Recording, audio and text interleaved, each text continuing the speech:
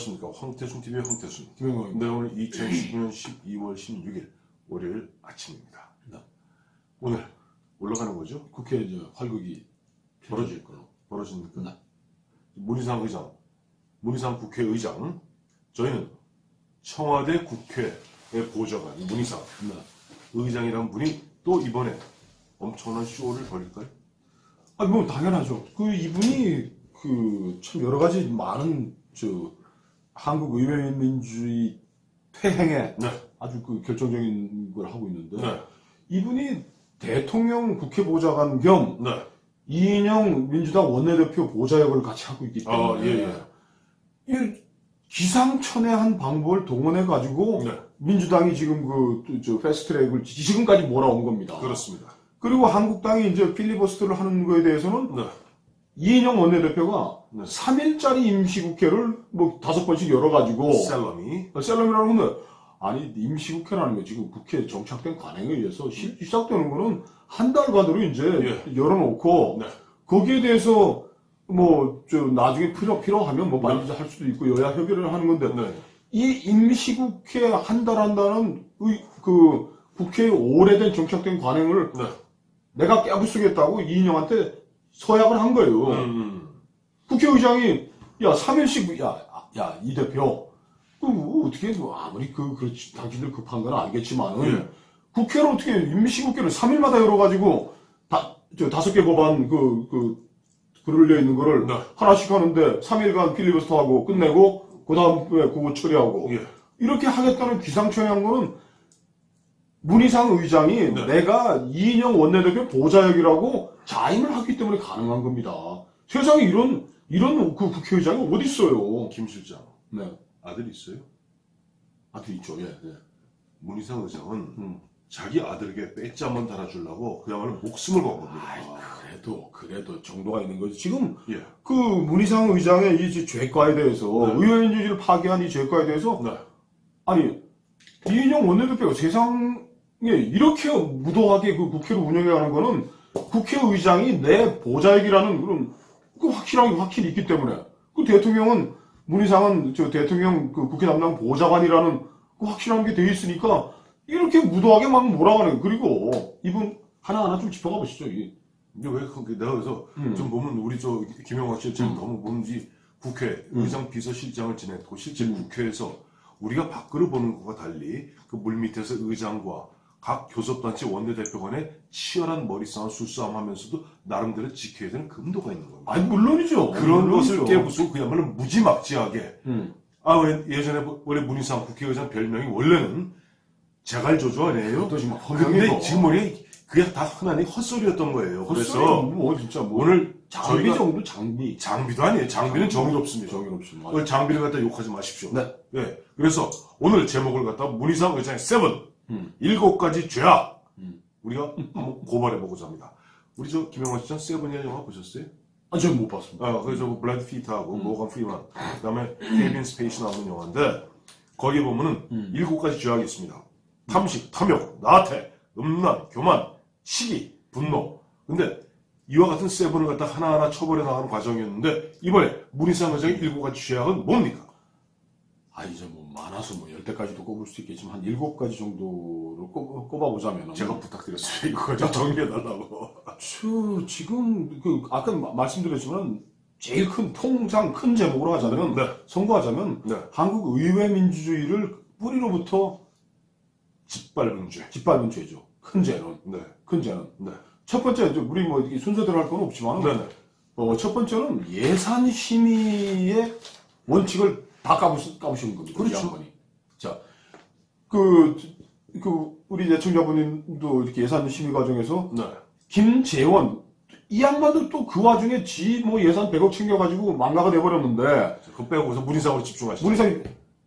아니 그 예산이라는 거는 상임위원회에서 예결위에서 처리하는 겁니다. 그렇습니다. 예결위 심사 왜 의회가 왜 생겼습니까? 의회요 간단합니다. 왕정, 예대로 왕이었죠. 행정부가 왕이었잖아요. 왕의 독주와 독재를 견제해서 국민들을 보호하기 위해서 만든 게 의회제도입니다. 예산도 세금들 내려고 만든 게 의회 아닙니까? 그러니까 근본이 그러니까 왕은 세금 수탈. 왕은 더 뜯어가려고 그러고 국회의회는 그걸 막는 겁니다. 그래서 그걸 막는 게 이제 우리 의회의 가장 큰 기능인 거예요. 예산은 작은 게 좋은 겁니다. 국민들의 세금 부담 작은 게 좋은 거죠. 아무리 말을 갖다 붙이더라도. 그런데 지금 예결위원장이 기재부에서 뭡니까? 기재부 너희 아이들 예산 심의에 관한 시트 만들지 마. 네. 너 그거 하면 전부 다 직무유기, 직권남용으로 다 고소하겠다고 방막 떴다고 하는 게 예결위가 가동이 안 된 상태에서 예산을 심의했는데 그게 1+4라는 비정상적인 기구에 의해서 심의가 됐고 그거를 예산 보수법안이 아직 통과가 안 됐어요. 예산 보수법안이라는 게 세법이나 이런 것들 이게 뭐냐니까 법이 있어야지 그 법에 근거해서 이른바 우리의 세금을 갖다 거두어 드릴 수가 있습니다. 그리고 세입이 정해져야지 세출을 정할 수 있는 거예요. 근데 예산 부수 법안을 정하지 않고 그야말로 1+4 이게 불법입니다. 1+4가 지들 멋대로 512조를 갖다 땅땅땅 두들기. 아니 그래서 오늘 예산 부수 법안을 올리겠다는 거야. 예산은 통과됐는데 이제 세입도 정해놓지 않고 세출부터 이런 뒤죽박죽 엉터리 512조 제대로 국민들의 눈으로 예결위도 통과되지 않고 예결위가 심사도 안 하는 예산을 이걸 그냥 올려가지고 두들기는 게 가장 큰 죄겠죠. 첫 번째 죄. 네. 자, 첫 번째 죄 예산은 의회 대원칙, 의회의 가장 본연의 기능인 그 예산, 국민들 보호해야 될 그 의무를 갖다가 방기한 죄입니다. 두 번째. 아니, 방기도 아니고, 그거를 짓밟았어요. 짓밟으면 엉터리를 막 뒤죽박죽 섞어버린 거예요. 좋습니다. 그거 두 번째 죄. 두 번째. 네. 청와대 대통령 의회 보좌관, 국회 보좌관, 여당 원내대표 이인영 보좌역으로 자신의 신분을 정리한 게 제일 큰 거죠. 국회의장의 권위를 완전히 말살시켜버린 겁니다. 이상하네요. 써놓으신 거하고 다르게 얘기하시네. 왜요? 써놓기는 앞잡이라고 쓰셨어요. 그렇게 하면 너무. 근데 국회의장이, 대한민국 국회의장들이 예. 지금까지, 예. 그나마, 김원기 의장, 임초정 의장, 네. 그쪽 계열 의장을 포함해서, 네. 정세균 의장까지. 되게 청와대하고 갈등이 심한 거예요. 맞습니다. 청와대 의장님, 우리 같이, 정치인 출신, 대통령들은, 아니, 김 의장, 임 의장, 이런 게 어딨어. 당신하고 나하고 같은 배를 타고 여기까지 왔는데, 그리고 의장 잠깐 당적 이탈했다고 제발 이럴 수 있습니까? 그러면 의장이, 대통령, 그래도 입법부의 수장입니다. 입법부가 정해진 절차가 있는 것이고, 네. 빨리 가는 게 행정부지만 입법부는 그렇게 이 인간이, 예결위를 제껴버리고 하는. 감사합니다. 왔다 갔다 하죠. 빨리 얘기해주세요. 이렇게 해서 국회의장 지금까지의 입법부의 수장의 권위를 스스로 다 그냥 갖다 버리고, 아들 새끼 국회의원 시키는 게 그렇게 중요해? 자, 이런 거로 그렇습니다. 권력은 짧고 대한민국은 긴 겁니다. 근데 보면은 그 5년짜리 권력에 앞서 기신 그 앞에 흔한 얘기로 앞잡이 노릇하면서 국회의 기본적 권능과 국민 보호의 의무를 저버린 죄가 정말 큽니다. 그리고 네. 지금 이거는 명백한 불법 행위로 지금 바른미래당의 오신환 원내대표가 예. 법에다 이제 불법으로 지금 고소고발해 놓은 상태인데 예. 이 패스트 트랙을 불법 사보 임무를 통해 가지고 네. 관철시킨 게 이건 범죄죠. 이거는 범죄입니다. 범죄죠. 네. 이거 아시겠죠, 우리 애청자분들이. 아실 겁니다. 사개특위에 들어가 있는 오신환하고 오신환 원내대표를 오신환 권은희를 갖다 제끼기 위해서 손학규 등등과 짬짬이가 되어서 당시 최입에 그 다음에 또 누굽니까 한 사람이 임재훈 이 두 사람을 갖다가 불법 사보임했다는 게 뭐냐니까 국회의원의 그와 같은 사임은 본인이 내가 사임하겠다 해야 되는데 오신환도 권은희 사임한 적이 없습니다.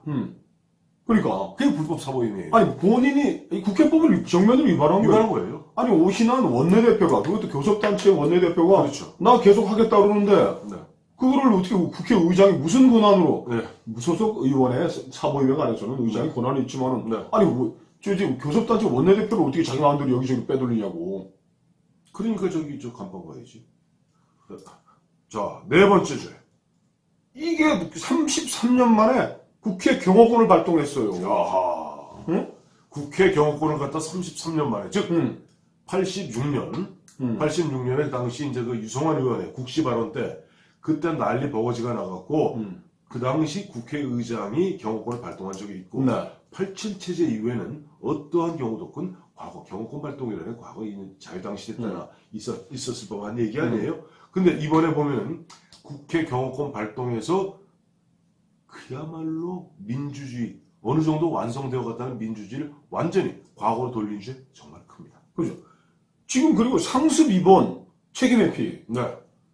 저 패스트트랙 올리고서는 시끄러운 와중에 이미자 의원 말이야 저 성추행 논란을 빚으면서 네. 복잡하더니 어디서 입원해버린다 그러더니 네. 이번에는 또 무슨 예산안은 또 화장실에서 의사방 넘기고. 의사방 넘기고 도망가 버리고 또 병원에 입원하고. 아이고 참. 하여튼 어쨌든 그것도 또한 5번째 죄입니다. 이거 구체적인 그 다음에 네.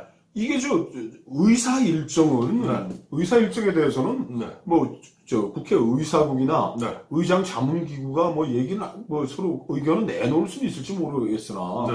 의장은 공정하게 그 의사 일정을 운영해야 될 책임이 있는데 네. 의사 일정을 자기 기준으로 그냥 마구잡이로 그냥 자를 늘렸다 줄였다 한 거 아닙니까? 그 원래 의사일정 교섭단체 대표 간의 합의에 의해서 그렇죠. 결정이 되어 있고 그건 흔한 얘기로 올라가는 안건도 순번대로 가야 됩니다. 이 대표적인 게 이 의사 일정이 이 한 가지 제도 여러 가지가 들어가는 거 아니에요. 예. 사개특위, 정개특위에도 네. 그 숙성해야 될 그 기간이 법명에 정해져 있는데 자기 자문기구라고 뭐 자문하는 대학 교수 몇 명 불러갖고 이거 거기 안 보내도 된다 그러면서 자기 마음대로 그러니 그것도 또 위법이에요. 이거 위법이 부의 상정해야 되는 거고 그리고 필리버스터에 대해서도 네. 예산 수정안도 마찬가지죠. 의사 일정에 관한 것이지만 예산에 대해서 수정안을 내놓으면 자유한국당에서 그 제안하고 토론하고 하는 건 당연히 기회를 주는데 깡그리 무시해버리고 묵살했죠. 필리버스터도 자기가 어디 가고 얘기 들어봤더니 네. 국회 회기, 임시회기 회기를 정하는 거에 대해서는 네. 필리버스터를 할 수가 없다고 자기가 다 해석을 해버려. 근데 세상에 이런 엉터리 국회의장이 어디 있어요? 근데 2011년인가 2012년에 당시 통진당 그 당시 이석기 네. 이석기 의원 그 체포 동의안 그거 할 때 당시 그 당시 통진당이죠. 통진당 의원이 그 안건에 관해서 의사 일정에 관해서 토의한 적이 있습니다. 그러니까 그것도 틀린 얘기예요. 틀린 얘기인데 이거를 자기가 말이야 모든 해석권이 있는 것처럼 독재자로 행세하고 있는 거 아닙니까? 아니 문재인만 독재자면 됐지 왜 저까지 같은 문씨라 그런가? 아니 보좌관이니까 국회 보좌관이 똑같이 가는 거죠. 그렇군요. 난 같은 문씨라 그런 줄 알았어요. 자 마지막 7번째 조목이 뭡니까? 7번째 조항? 네. 아니 너무 많아가지고 지금 압축하세요 압축. 여기 세븐에 맞춰야지. 근데 네. 그 위선 그 7개 중에 있잖아 위선 평생을 뭐 민주화 세력임을 앞세워가지고 네. 했다는 사람이 네. 자기 아들 나 그게 아니기를 바랍니다. 네. 자기 아들 지역구 물려주겠다고 지금 이렇게 난장판을 줘가지고 의회 민주주의에 우리가 지금까지 확립한 기본 질서들을 이렇게 완전히 망가뜨리고 이게 위선이고 교만이고 사기 아닙니까 그게? 그렇죠. 그런데 어쨌든 보면 이런 게 있어요. 네. 이번에 대한민국에서 2019년 굉장히 의미심장한 행인 게 조국 씨 덕분에 진보 좌파들, 특히 강남 좌파들의 위선에 대해서 온 국민이 알게 되지 않았습니까? 지금 문희상 씨의 이와 같은 진짜 참 가당치도 않은 행태 덕분에 옛날 DJ 때부터 보면은 옛날 그 뭐 민주주의를 평생 훈장으로 얼굴에 붙이고 다녔는데 연청 뭐 중앙회장을 했다. 그다음에 뭐 어쩌고 저쩌고 그게 다 보면 흔한 얘기로 다 거짓이었다 하는 것을 국민들이 알게 되는 겁니다. 민주주의 입에 달고 사는 인간들 치고 정말로 민주주의를 지키는 의지가 있는 자들이 별로 없다는 것을 확인하게 되는 거죠. 오늘 확인하게 되겠죠. 예, 그렇습니다.